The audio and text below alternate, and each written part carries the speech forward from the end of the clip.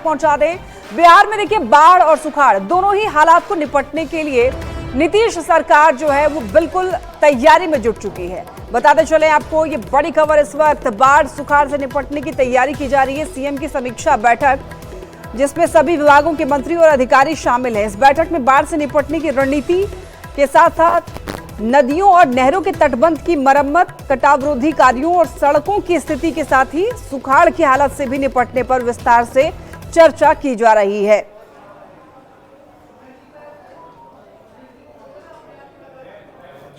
बाढ़ आपदा के प्रबंधन के संदर्भ में माननीय मुख्यमंत्री जी ने बैठक आमंत्रित किया है और प्रतिवर्ष मुख्यमंत्री जी जो उत्तर बिहार में बाढ़ आते हैं बरसात के समय में उसके पूर्व पूरी तैयारी करते हैं, समीक्षा करते हैं, एक एक चीजों की चिंता करते हैं और जो संबंधित विभाग हैं उन सभी विभागों को आवश्यक निर्देश माननीय मुख्यमंत्री जी के द्वारा दिया जाता है।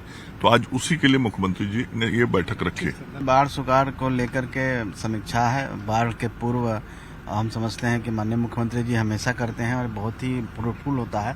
हम उन क्षेत्रों का आकलन करते हैं जहां बाढ़ संभावित क्षेत्र है, तो हम समझते हैं पहले तैयारी करने से बहुत बढ़िया रहता है और हम लोग उस पर काबू पाते हैं। धन्यवाद। मुख्यमंत्री जी की तरफ से हर साल इस तरह की समीक्षाएं होती हैं जिसमें विभिन्न कंसर्निंग विभागों के साथ प्री मानसून मीटिंग करते हैं और ड्यूरिंग मानसून भी मीटिंग करते हैं। और इसका लाभ ये होता है कि सभी विभाग जो अपनी तैयारी कर रहे हैं उसकी भी कमियों को भी समझ पाते हैं और दुरुस्त करने का जो मार्गदर्शन माननीय मुख्यमंत्री जी का जो अनुभव है उसका लाभ हम लोग को मिलता है। बिहार में इससे बेहतर प्रबंधन करने के लिए ताकि लोगों को कठिनाई नहीं हो सके, समय के पहले पूरी तरह से बाढ़ पर हम अपनी तैयारी कर लें, लोगों को राहत पहुंचाने का, सुरक्षित ले जाने का, उसको स्वास्थ्य से संबंधित सारी व्यवस्था पर एक गहन समीक्षा होगी। बिहार में बाढ़ और सुखाड़ को लेकर के मुख्यमंत्री नीतीश कुमार आज समीक्षा बैठक करेंगे और इस वक्त मुख्यमंत्री का जो काफिला है सचिवालय घंटाघर पहुंच चुका है।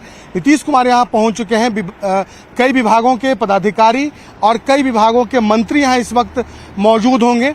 बाढ़ को लेकर मुख्यमंत्री नीतीश कुमार समीक्षा बैठक कर रहे हैं और इस समीक्षा बैठक में मुख्यमंत्री नीतीश कुमार के साथ उप मुख्यमंत्री सम्राट चौधरी और अन्य तमाम लोग यहां पर पहुंचे हैं। और एक काफी महत्वपूर्ण यह बैठक है क्योंकि इस बैठक में हमेशा मुख्यमंत्री नीतीश कुमार हर साल जो समीक्षा होती है तैयारियों को लेकर के वो तैयारी करते हैं। देखिए उप मुख्यमंत्री सम्राट चौधरी, स्वास्थ्य मंत्री मंगल पांडे, मंत्री संतोष सुमन के साथ साथ तमाम लोग यहाँ पर पहुंचे हैं और बैठक मुख्यमंत्री नीतीश कुमार की अध्यक्षता में होनी है।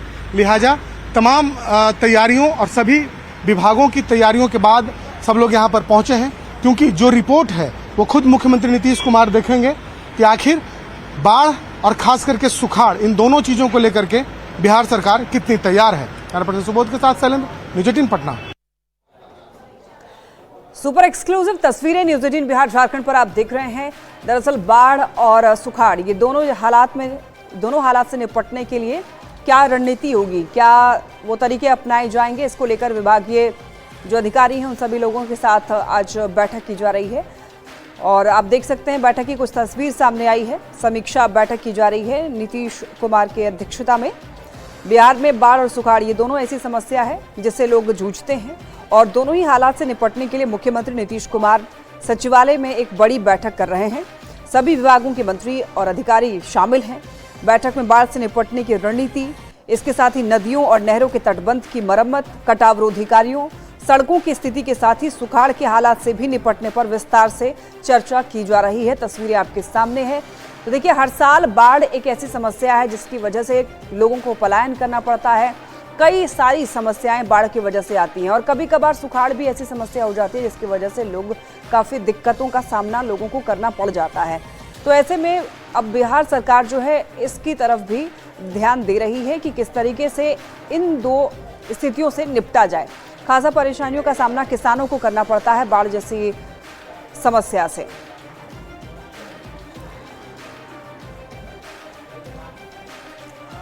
नालंदा में अति पिछड़ा सम्मेलन में केंद्रीय मंत्री गिरिराज सिंह ने राहुल गांधी पर जमकर निशाना साधा है और उन्होंने कहा है कि राहुल गांधी कभी दलितों के नेता नहीं रहे हैं और पंडित नेहरू से लेकर राजीव गांधी तक कभी भी उन्होंने आरक्षण को हमेशा से वो नकारते रहे हैं। अब इनको अचानक से राहुल गांधी को ऐसा लग रहा है कि ऐसा क्या कर दें जिससे कि वो प्राइम मिनिस्टर बन जाएं। और इस दौरान उन्होंने तेजस्वी के लॉ एंड ऑर्डर के सवाल पर यह कहा है कि आग्रह होगा मेरा तेजस्वी यादव जी से कि वो अपने पिताजी से जाकर सीख लें। तेजस्वी लॉ एंड ऑर्डर के खिलाफ तेजस्वी का बोलना ये मजाक के सिवा कुछ नहीं लगता है। उनके डीएनए में ही न दलित प्रेम है न पिछड़ा प्रेम है।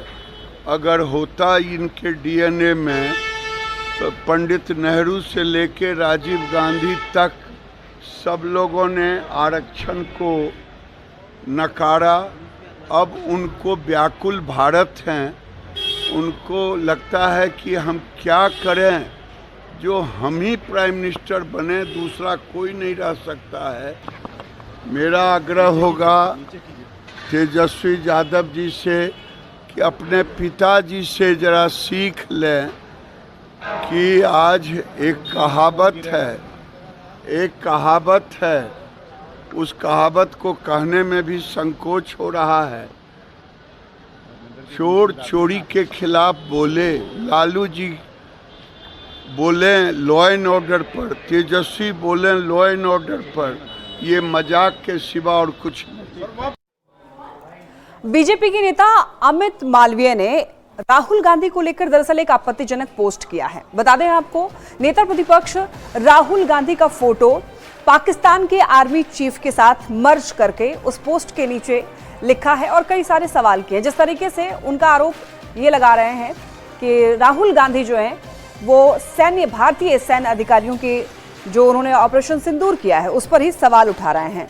अब अमित मालवीय के इस पोस्ट के बाद राजनीति काफी गर्मा चुकी है। राहुल गांधी पाकिस्तान की जुबान बोल रहे हैं, उन्होंने इसके साथ ही अपने पोस्ट में ये लिखा है।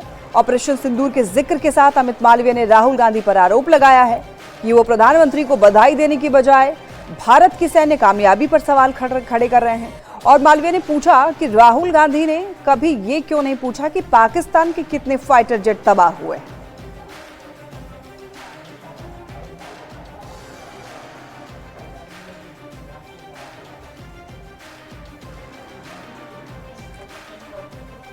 और देखिए, दरअसल अमित मालवीय लगातार पोस्ट पर पोस्ट कर रहे हैं, आपत्तिजनक पोस्ट वो किए जा रहे हैं। राहुल गांधी का एक पोस्ट उन्होंने शेयर किया है और उसमें नए दौर का उन्होंने मीर जाफर बता दिया है।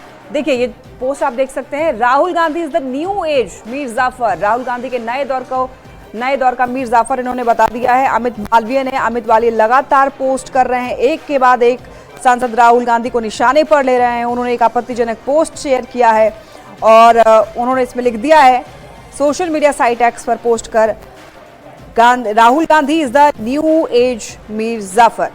और इसको लेकर के काफी ज्यादा अब सियासत बढ़ गई है।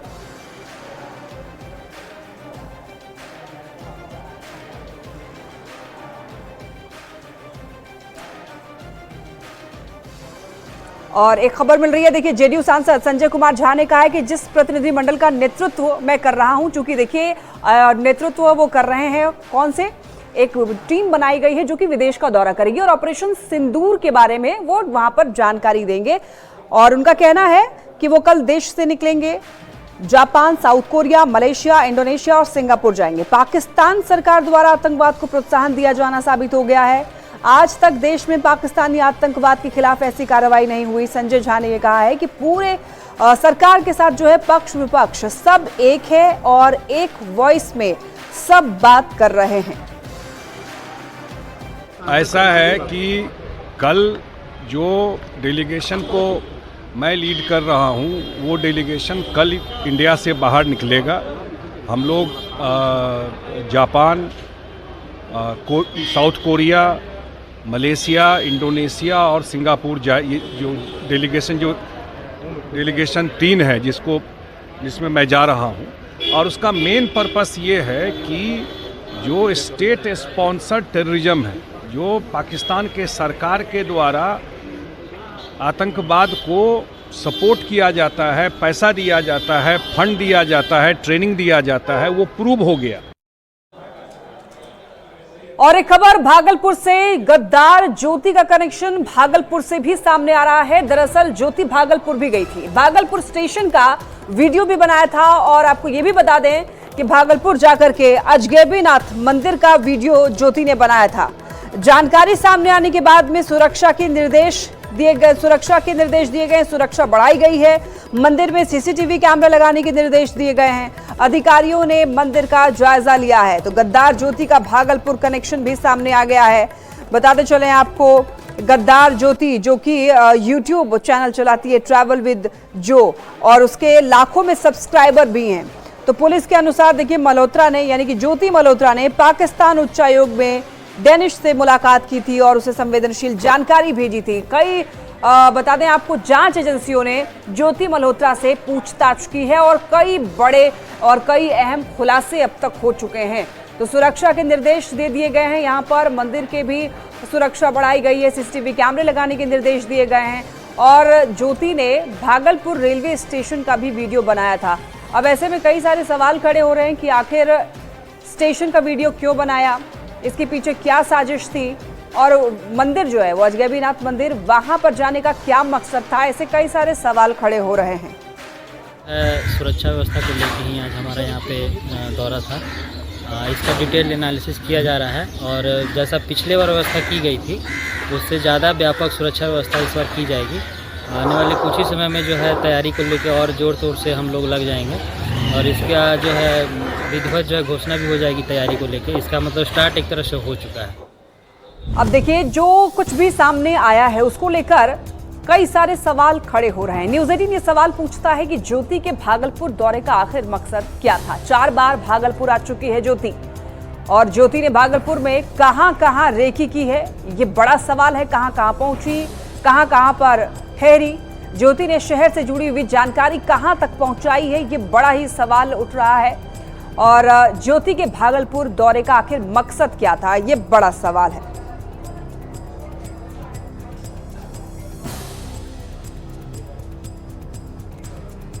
अब देखिए, ऑपरेशन सिंदूर के बाद अगर कुछ चर्चा में है तो वो है ज्योति मल्होत्रा, जिसने देश के साथ गद्दारी की है, जो पाकिस्तान के लिए भारत में रहकर के भारत का नमक खाकर काम कर रही थी।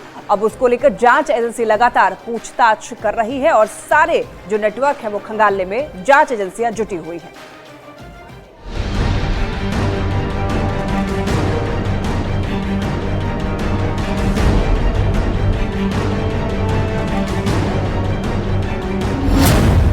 भीषण सर्दी में पहलगाम की यात्रा,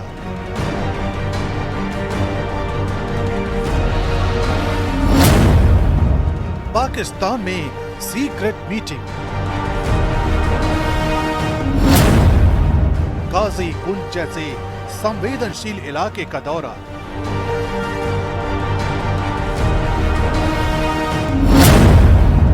पाकिस्तानी इन्फ्लुएंसर से गहरी दोस्ती, अटारी वाघा बॉर्डर की चर्चा, यूट्यूबर ज्योति मल्होत्रा की जिंदगी के पन्ने जैसे जैसे पलट रहे हैं, सवालों की कतार लंबी होती जा रही है। क्योंकि ये मामला सिर्फ दुश्मन मुल्क के लिए जासूसी करने का नहीं है, बल्कि ये अपने देश से गद्दारी करने का भी मामला है। यही वजह है कि पुलिस का शिकंजा कसने के बाद अब जांच एजेंसियां उसकी हर एक यात्रा की क्रोनोलॉजी को समझना चाहती है। क्योंकि ज्योति ऐसे वक्त में जांच एजेंसियों के हत्थे चढ़ी है जब 22 अप्रैल को पहलगाम में आतंकी हमला हुआ और उस आतंकी हमले का जवाब भारत ने ऑपरेशन सिंदूर के जरिए दिया। इसलिए जांच एजेंसियां सारी कड़ियों को जोड़ने में लगी हैं। मसलन, क्या ज्योति की 3 बार पाकिस्तान यात्रा इत्तेफाक है? क्या जनवरी महीने में पहलगाम जाना भी इत्तेफाक है जब वहां भीषण सर्दी में कोई नहीं जाता?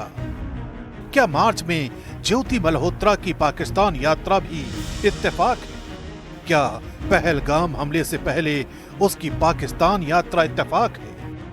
क्या पाकिस्तानी इन्फ्लुएंसर का उसके बचाव में आना इत्तेफाक है? क्यों ज्योति ने अपने फोन में आईएसआई एजेंट शाकिर उर्फ राणा शहबाज का नाम जट रंधावा नाम से सेव किया। आखिर क्यों ज्योति एक वीडियो में पहलगाम आतंकी हमले का जिक्र तो करती है, लेकिन उस नरसंहार के लिए पाकिस्तान की भूमिका पर सवाल नहीं उठा। इसी कड़ी में जो जो इस पे एविडेंस हमें और इकट्ठा करना है, केस स्पेसिफिक है, वो इकट्ठा करके इनको समय पर इनका चालान जमा किया जाएगा कोर्ट में और इनको प्रयास किया जाएगा कि इनको ज़्यादा से ज़्यादा सजा मिले। और सबसे बड़ा सवाल तो ये कि आखिर कैसे एक मामूली परिवार से आने वाली सोशल मीडिया इन्फ्लुएंसर पाकिस्तान में हाई प्रोफाइल लोगों से मुलाकात करती है, जिनमें मरियम नवाज जैसी शख्सियत भी शामिल है। हिसार का ज्योति मल्होत्रा का ये घर है और आपको इस घर के अंदर की तस्वीर दिखाते हैं। ये ज्योति मल्होत्रा का कमरा है। यहाँ पर ही ज्योति मल्होत्रा अपने लैपटॉप से ब्लॉगिंग करती थी, अपने यूट्यूब के जो वीडियो वो शूट करके लाती थी उनको एडिट करके यहीं से अपलोड करती थी।